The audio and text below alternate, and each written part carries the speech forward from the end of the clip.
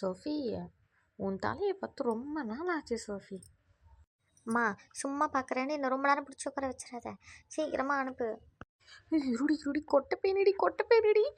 சும்மா பெருசடி Sophie, 2 pan சிக்கி இருக்குடி. ஆமாம், பேன் எல்லார் தலையிலையும் இருக்கும்மா. உன் தலையை நான் பார்க்கட்டா? விடுமா, போதும்மா, எவ்வளோ நேரமாக பார்ப்ப? 2 பேன் எடுத்துட்டம்மா, நீ போதும்மா. சோஃபி, என் கூட தானே படுக்கிற, அதுக்கப்புறம் என் தலையில் ஏறிட்டோண்டி சோஃபி. நில்லுடி சோஃபி, அப்புறம் ஸ்கூல்லலாம் அசிங்கமாக மேலெல்லாம் போவோம் சோஃபி. கொஞ்சம் நேரம் இரு சோஃபி, நீ கொஞ்சம் நேரம் டைம் கொடுத்துட்டா நான் கடன்னு எடுத்துருவேன். சோஃபி, உன் ஃப்ரெண்டு கூட ஒன்று படிச்சது, நீ கூட ஒரு நாள் இன்ட்ரடியூஸ் பண்ணியே உன் ஃப்ரெண்டு. அந்த ஃப்ரெண்டு என்னடி வேற ஒரு பையனை லவ் பண்ணுதா?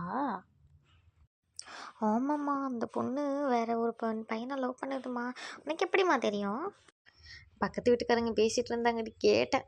சோஃபி, நீ அந்த பொண்ணோட பேசாத சோஃபி, அப்பாவுக்கு தெரிஞ்சா தெரியும்ல, அடிச்சிருவாரு. நான் அந்த பொண்ணோடலாம் பேசலாமா? நான் ஜாலியாக தனியாக உட்காந்துப்பேன். நான் அந்த பொண்ணோடலாம் பேசலாமா? நீ அப்படி இது சொல்லி என் தலையே இன்னும் பார்த்துனே இருக்காத. உனக்கு இப்போ நீ என்ன என் தலையை பார்க்கணும் அப்படி தானே?